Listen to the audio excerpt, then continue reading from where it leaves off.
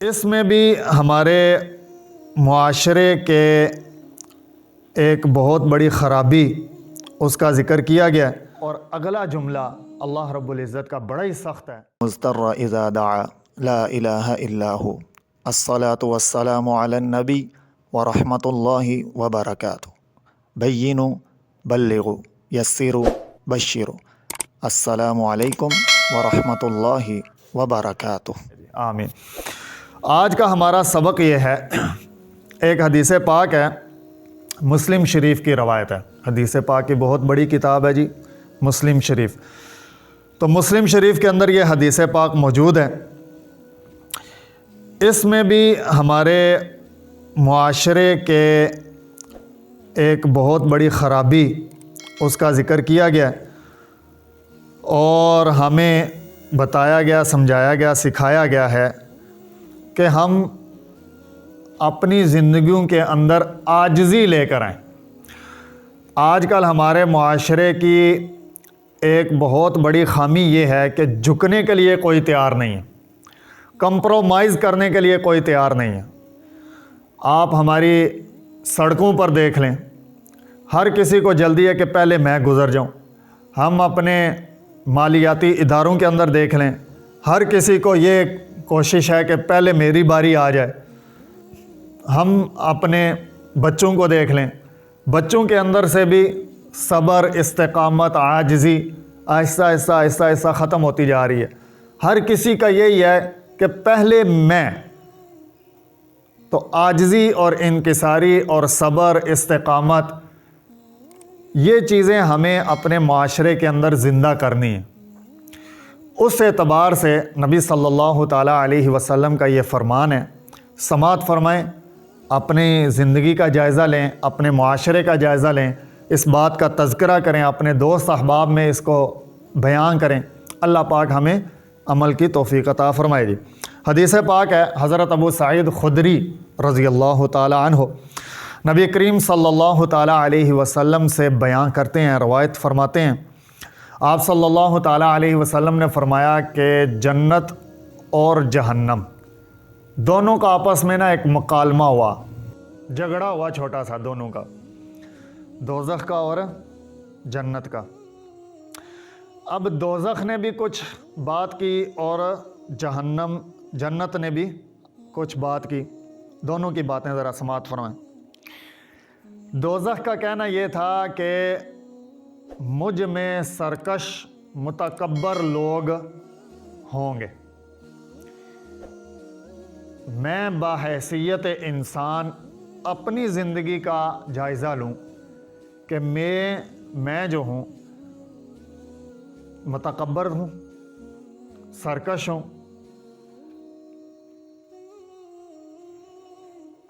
میرے اندر عجلت پسندی تو نہیں، یعنی میرا کام فٹافٹ ہو جائے، یا میرے اندر تکبر تو نہیں، تکبر ٹھیک ہے میں دیکھ لوں گا،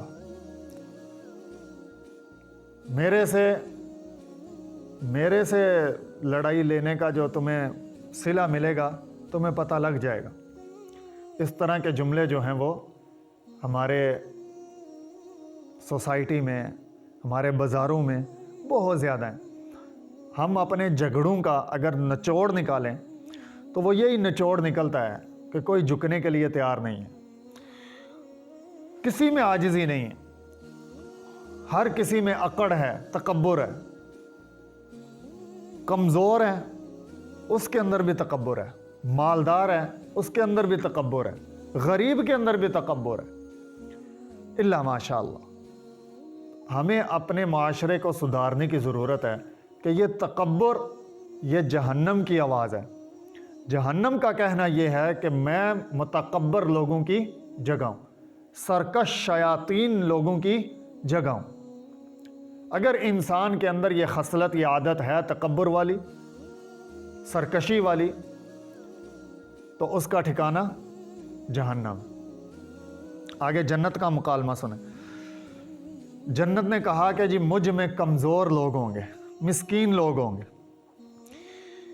اللہ رب العزت نے ان دونوں کا جھگڑا نمٹانے کے لیے جنت اور جہنم دوزخ سے مخاطب ہو کر فرمایا، جنت سے کہا کہ تو میری رحمت والی جگہ ہے اور میں جس پر رحم کروں گا اس کو میں تیرے اندر داخل کروں گا۔ اب اللہ رب العزت کا جس بندے پر رحم ہو گیا، چاہے وہ دنیا میں ہو چاہے وہ حشر میں ہو، وہ جنت میں جائے گا اس حدیث پاک کے مطابق۔ اور دوزخ کو کہا کہ تو میرا عذاب ہے اور جس کو چاہوں گا میں عذاب دوں گا۔ اور اگلا جملہ اللہ رب العزت کا بڑا ہی سخت ہے۔ اللہ رب العزت نے جنت اور دوزخ دونوں کو مخاطب کرتے ہوئے فرمایا کہ میں نے تم دونوں کو بھرنا ہے۔ یہ بڑی سخت بات ہے کہ جنت بھی بھری جائے گی اور دوزخ بھی بھری جائے گی۔ سوچنے کا مقام، سمجھنے کا مقام یہاں پر یہ ہے کہ میں اپنی زندگی، اپنے اخلاق، اپنی عادات سنوار لوں اور جنت والے کام کر کے اللہ کے رحم تلے آ کر اللہ کے رحمت قدے میں اپنی جگہ بنا لوں، جنتی بن جاؤں۔ اور اگر میں نے ایسا نہ کیا، میں سرکش ہی رہا، میں متکبر ہی رہا، میں گناہگار ہی رہا، میں نے اپنے اندر عاجزی اگر نہ پیدا کی تو پھر میرا ٹھکانہ عذاب والا۔ اللہ پاک ہم سب کی حفاظت فرمائے جی۔ اب یہاں پر یہ بات سامنے آتی ہے، ضعفاء، ضعیف لوگ، کمزور لوگ، مساکین، ان سے کیا مراد ہے؟ یہ پہلے بھی 2-3 نشستوں میں ہم یہ بات کر چکے ہیں، ہمارے پچھلے چند ایک اسباق میں یہ بات آ رہی ہے کہ ضعیف، کمزور، مسکین سے مراد ہے ایمان والا، صبر والا، تقوی والا۔ اگر مالی اعتبار سے کمزور ہے، غریب ہے، مسکین ہے، لیکن اس کے باوجود وہ ایمان سے عاری ہے تو پھر وہ اللہ کے عذاب سے نہیں بچ سکے گا۔ ایمان، اعمال صالحہ، تقوی، ان چیز کا معیار، ان چیز کی قدر و منزلت اللہ رب العزت کے ہاں ہے۔ اس لیے غربت کے ساتھ ساتھ ہمیں ایمان، تقوی، صبر، استقامت، ان چیزوں کو اپنے ہاتھ سے نہیں جانے دینا، ان چیزوں کا دامن نہیں چھوڑنا۔ یعنی وہ غریب یہاں پر مراد ہے کہ جو غربت پر سوال نہ کرے، اس غربت پر اللہ کی منشا پر راضی رہے کہ اللہ کی مرضی اللہ جس حال میں رکھے، قناعت کرے، صبر اختیار کرے، گلے شکوے نہ کرے، ہائے فائے نہ کرے، اللہ کے بارے میں بدگمان نہ ہو۔ یہاں پر وہ ضعیف، وہ کمزور، وہ مسکین مراد ہے۔ وہ مراد نہیں ہے کہ جو بار بار کہتا پھرے کہ نعوذ باللہ ہمارے حالات کب بدلیں گے، اللہ کو ہم پر رحم نہیں آتا، نعوذ باللہ۔ یہ تو کفریہ جملہ ہے، اللہ کو ہم پر رحم نہیں آتا۔ ایسا جملہ بولنے سے انسان کا ایمان ختم ہو جاتا ہے، انسان دائرہ کفر میں آ جاتا ہے کہ اللہ کو ہم پر رحم ہی نہیں آتا، نعوذ باللہ من ذالک۔ دوسری بات یہاں پر یہ سمجھنے والی ہے کہ کیا متکبرین لوگ ہمیشہ جہنم میں رہیں گے؟ سرکش لوگ، امراء، پیسے والے، کیا ان کی کوئی معافی تلافی نہیں ہے؟ نہیں، ایسا بالکل نہیں۔ متکبرین، سرکش، اگر وہ ایمان والے ہیں تو وہ ایک نہ ایک دن ضرور جہنم سے نکال کر جنت میں داخل کیے جائیں گے۔